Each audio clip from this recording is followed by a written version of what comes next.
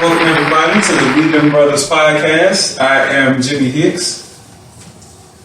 They already know who I am. I'm Anthony Rogerson, Star. aka the star of this whole production. We're here today. Well, today you can't be the star. I can't be the star. Today you can't be the Right? star. We got a special guest in the house. Our special guest today is none other than the immaculate, the widely heralded Ava Simmons. You gotta give her a round of applause. Thank you. Thank you for coming. Yeah, thank you for joining us. Thank you for joining us. So, just a little bit of background about Miss Simmons. Miss Simmons is one of our realtor partners. She's a 20-year industry veteran, rated top 5 in many markets here. She kind of owns the city of Atlanta, the metro area. Every time I look up, she's closing another loan. Again, this is Ava Simmons of Community-Wide Realtors, right? So we thank you for coming in today. Thank you for having me. Yeah, so as always, we're just gonna, talk about the business, talk about the industry, tell you guys what's going on. Ava's gonna give you her unique perspective on how she sees things from her seat as a realtor, what she's doing to be extremely successful in this challenging market. So tell us a little bit about what you got going on, how's business been going for you, and all the stuff in between. Well, as you said, business has been, we are in a different market right now. So business for me right now is different than it was 10, 15 years ago. Okay. So I've had to adapt to the latest changes in this industry, particularly the housing shortage. Some people are like, where's there a shortage? Well, we don't have a lot of homes for sale, but we have a lot of buyers because rates are low. As you guys know, you're in the business, interest rates are low. So that's putting a lot of buyers in the market who, once couldn't afford, now they can afford because the interest rates are so low. Gotcha. So we've got an influx of buyers, and then we still have sellers who are holding back. Gotcha. So it's been keeping me pretty busy. It's challenging at times, especially with my buyers, trying to find them homes and trying to get them to understand, to be patient and understand it's a process. It's not me. Gotcha. It's the market. So, I'm sorry, before I want to touch on that, like how do you tell our audience about, say a year ago, a year and a half ago, you would have a potential buyer that would come to you, you would, drum up some business and, you would talk to your lenders, preferably us here at Homestar Financial, but that was a shameful plug. We won't even get into that. It's not even shameless. We're not going to put out no pressure. We're not going to put out no pressure. We got a plug. Yeah, so you would meet someone via your social media, which we'll make sure we'll publish and give you an opportunity to talk about later, or however people let everyone know where they can find you. So say someone finds you via your social media and they want to buy a home. Right now they need to get pre-approved. You send them to one of your preferred lender partners. They get pre-approved. A year and a half ago, from pre-approval to actually finding them a house, how long would you say that was a year and a half ago? So to be honest with you, this crazy housing market kind of started last year. Okay. Last year is when I kind of first experienced multiple offer situations, right? So if a client came to me and they said, hey, I got my approval letter, I'm ready to start house shopping, how long is it going to take me to find a home? Because I have to move out of my apartment by a certain date. I have to set the expectations up front, realistically. I can't put a date on that. Gotcha. Because for some buyers, depending on the location and depending on their price range, it could be a quick process, and for some, the process can be long. Gotcha. Some buyers, it takes us a month, it takes us 2-3 months. Some it's taken 6 months. That's now, or that was a year ago? That was a year ago. Okay. And spilling into now. Okay. But before all this, before COVID, it would, the process from contract to closing, 45 to 60 days, depending on the loan. And how long would you say that process is now? Typically, not these scenarios where you get lucky and you get someone with easy With access to 30,000. Yeah, right. Like your average person. What would you say that is now? So the average person now, 3 to 6 months. 3 to 6 months. Yeah. 3 to 6 months. So let's call that 5 months, right? And something that Jimmy and I talk about, because we experience it from our side, we're all intertwined, right? Like we need to work hand in hand to make this thing work. How do you manage the in that 3 to 6 months? You're not just writing one offer on month 5, right? You're writing. Tell people about how many offers you're writing, how many offers we would love to say every offer I write gets accepted, right? But that's not the reality of it. So speak a little bit about, you know, the buyer's fatigue, if you will, right? Getting discouraged, and how much of your job is more kind of on a social work level in terms of aiding them and keeping their emotions intact and keeping them and having them understand it's going to happen. It's just a matter of when it's going to happen. Like, how challenging is all of that for you?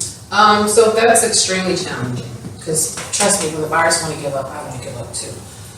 But I can't, right? I have to keep them motivated and let them know, listen, it's going to happen. So from the time we find a home, when we do find a home, I always say, I know you love the home, you want this, we're going to write this offer, but please keep in mind, you're not the only one who loves this home. Right.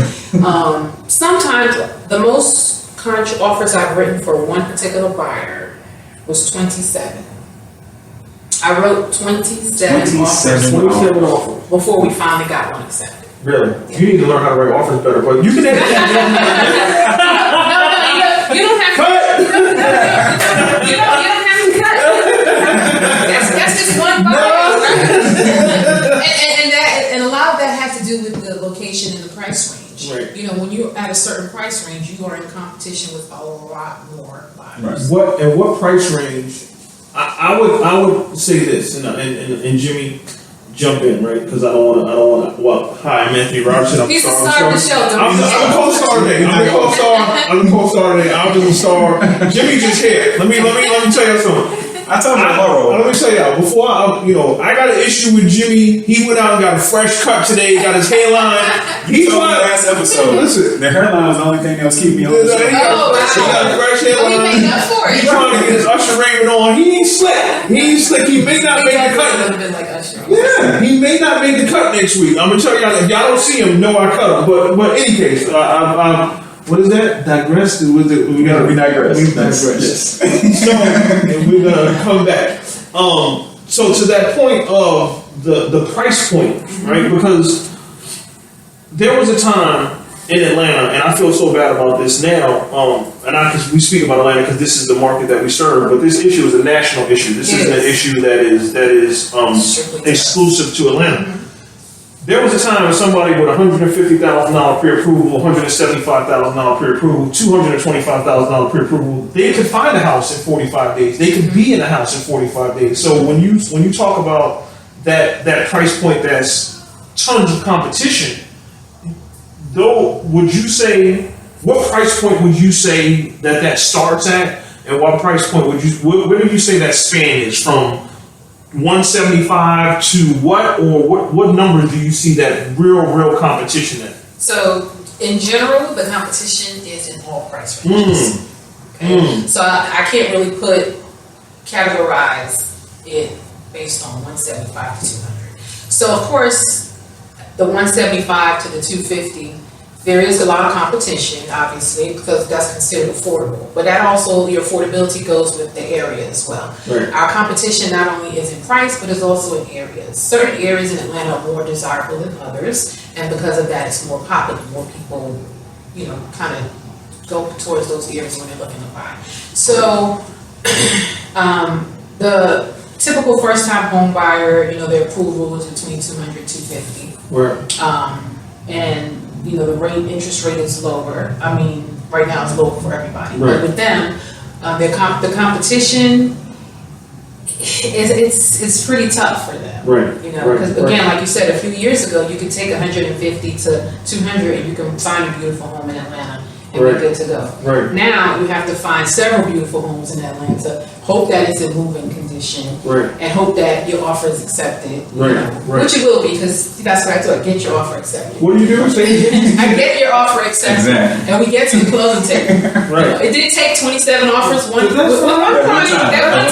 That's fine. But we made it. That's We fine. made it. A star was born. We Right. made it. We finally made it. So, Exactly. of course, the higher up you get, you still have competition. It's just a different type of competition. Right.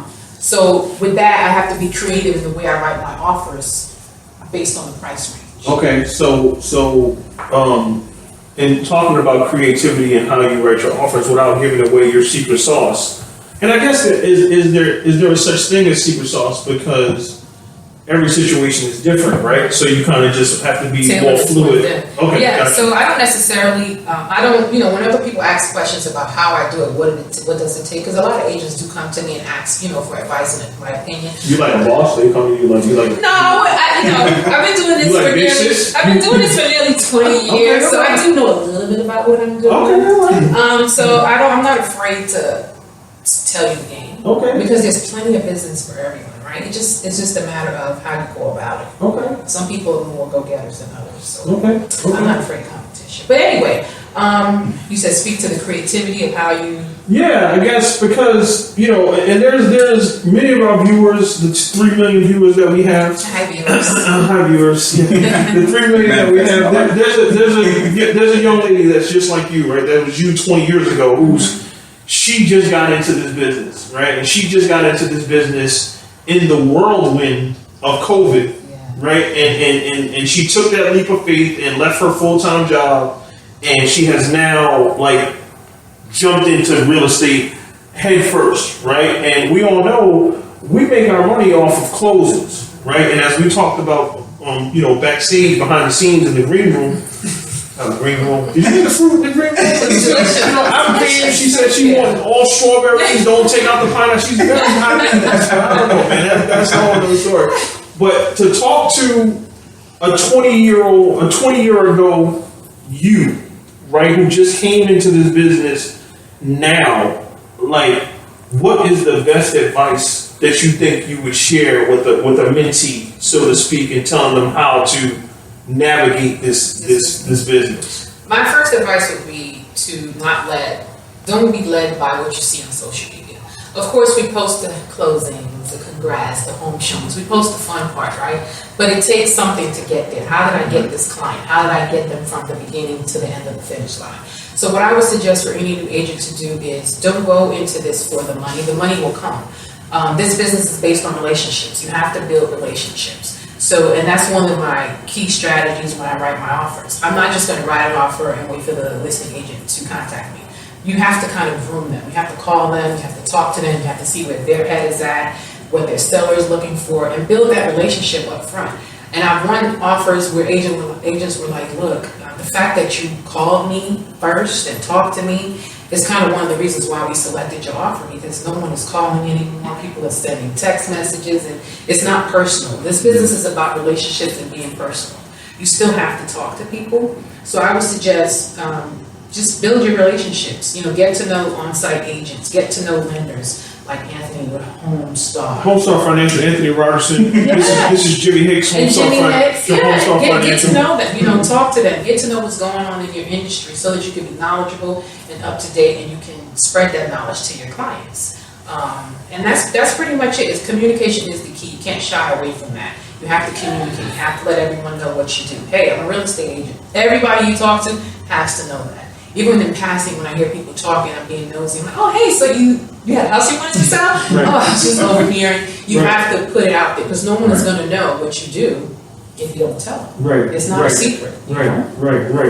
Well, I do want to piggyback off of the competition. So, right now in the marketplace, of course, outside of realtors, there are a lot of iBuyers like Zillow, Open Door. Do you have any both negative and positive opinions on the iBuyers and how they're affecting the current marketplace? Absolutely. So I do have positives and negatives. So the positive side of the iBuyers, like Zillow's, so they're buying property, they're fixing it, they're, carpet, paint, whatever, and then they're putting it back on the market for sale. And so that's creating inventory, right? Right. But on the other side, they're purchasing. So that's creating competition, and they're paying cash and they're buying it, groups of properties. Right. I've worked with Zillow in the past. I had a couple that was under contract. The one that was with the 27 offers. His 24th offer was under contract with Zillow.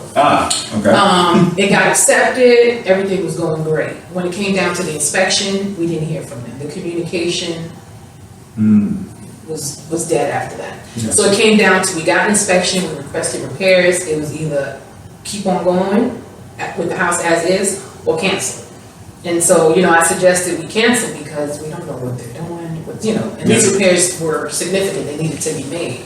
So I think what's happening now is Zillow, I'm using them because that's what I dealt with. They are getting so much business and they're so busy with the buying and the selling.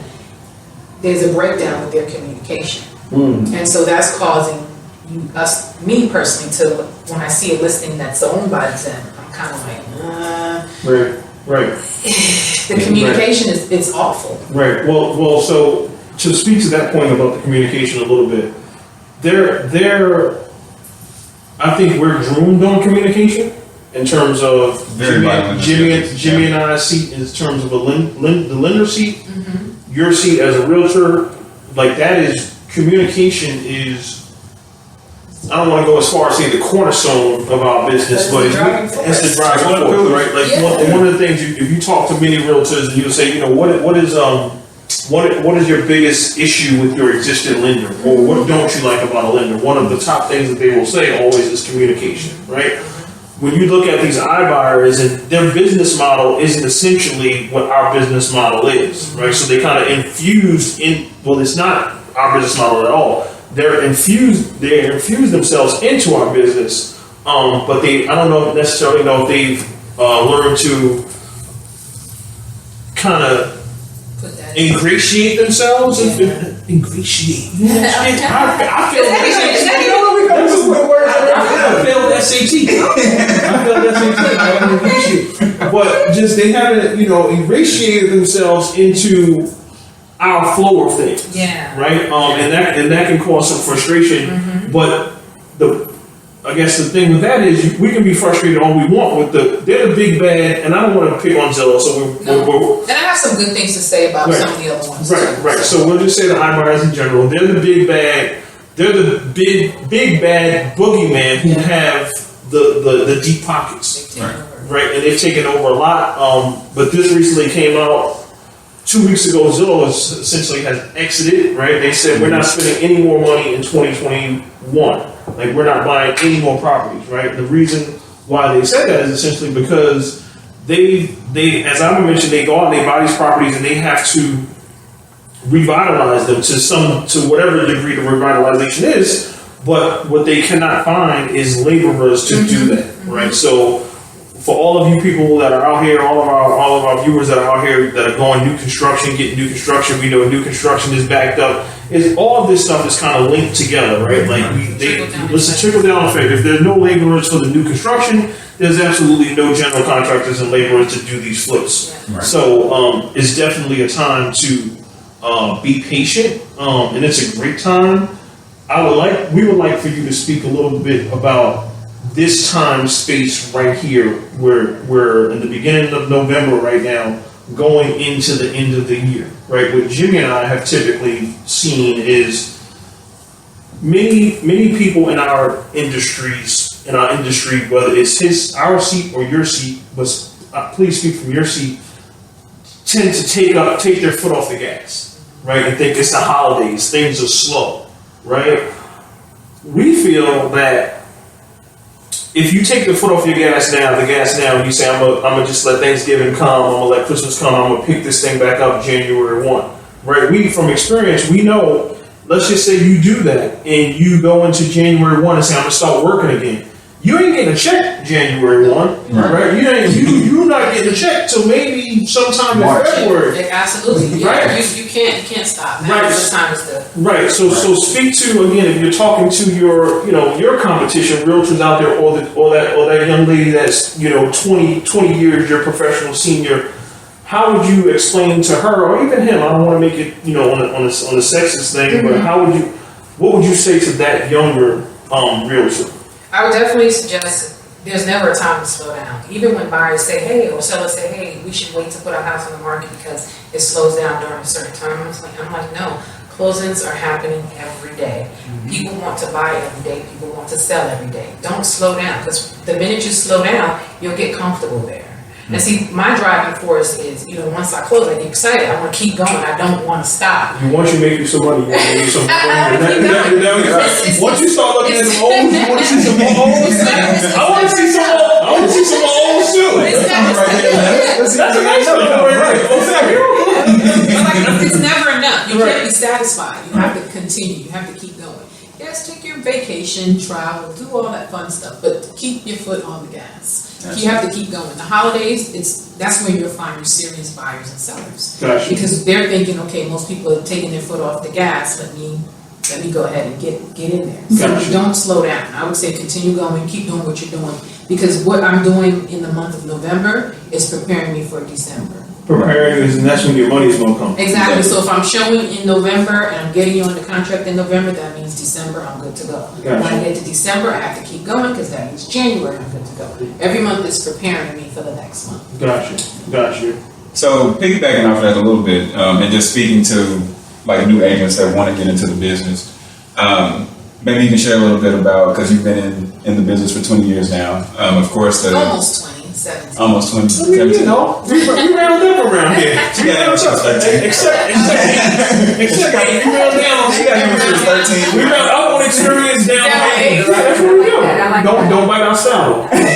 Stick to your own style. But can you speak a little bit to what was your welcome to real estate moment? Because I guess That's a great question. if you take it to sports, like everybody, they're welcome to the NBA, welcome to the NFL moment. They talk about like going up against a player that they idolized and maybe having your shot blocked or maybe getting sacked as a quarterback by the defensive lineman that you grew up idolizing. So of course you probably don't have anything like that as far as sports is concerned. But what was So when I first got into the business years ago, 17 years ago, I started out as an investor. I purchased an investment property. You rich? No, I thought I got a investors were loan. rich. No, investors don't have to be rich. Oh. You get a loan. That's Start financial. there you go. You get a loan. I got a regular loan because it was my first home. So I bought it and I rented it out. And so this was easy. And it was under, I think it was like 119, 120. Right. Townhome in College Park area. Never forget it. So this is easy. So the on-site agent, he's like, we're going to buy some more. Him and his wife. His wife was a realtor. He's like, we're going to buy more. You guys should, come on in. Right. So I said, okay. I bought another one. What? And then it just You rich? No, I got another one. Jimmy, that sounds like some rich shit. I got another one. You talking houses, not shoes. It's like, let's see if I can get approved. Yeah. I'm approved? Okay, let's do this. Bought it, rented it to some renters and kind of kept that going. And that's how I said to myself, I could do this too, right? He said, yeah, get your license and get into real estate. And I also had a college professor who told us, learn to buy property using other people's money. Yeah.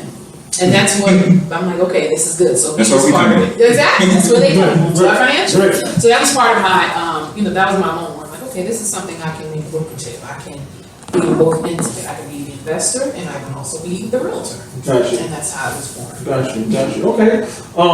One other thing we want to talk about, you're a parent. You have two lovely children.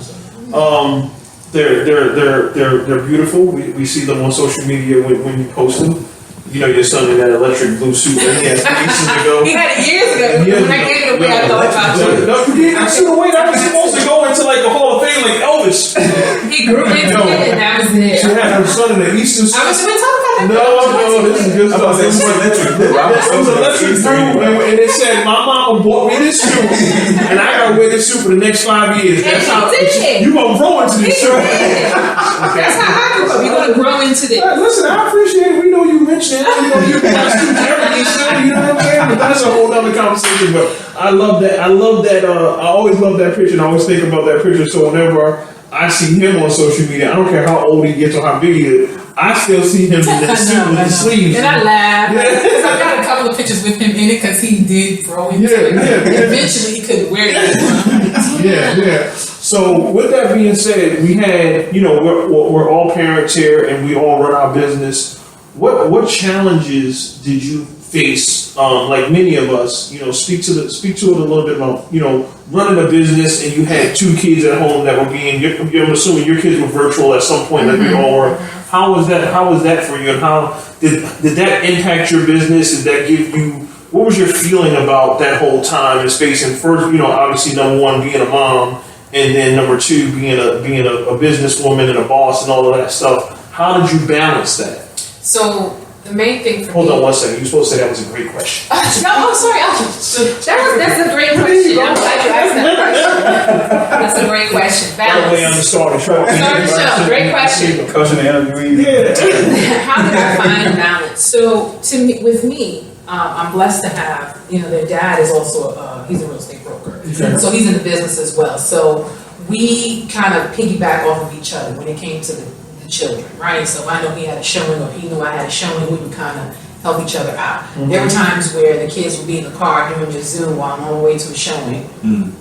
I had to incorporate them into the business, and that's what we do. We incorporate them into our business. So sometimes when we have showings, we have to bring them with us. I bring them with me to closings. They're there. They're the ones sometimes taking the photos at the closing with the big key.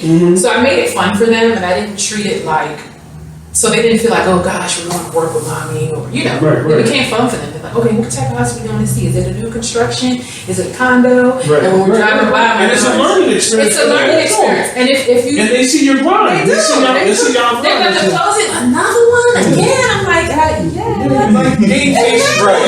We need these closing people over this. People that blue suit that was 3 times too big. Right. So the main thing is to incorporate them into the business. So whatever you do as a mom, as a parent, if you bring them into it and let them have fun and see you doing it, they begin to appreciate it and they don't feel like you're dragging them along. So that's part of what I did. I made it fun for them. And when it came to, being at home, I scheduled showings based on, them after school. And if I had to do it while they were in school, I have Wi-Fi, they're in the back seat, on Zoom, driving. Right. So that's pretty much how I did. I just kind of included them in it. They were a part of it. Okay. So are your children in school now? Like, are they still doing virtual or? No, they're in school now.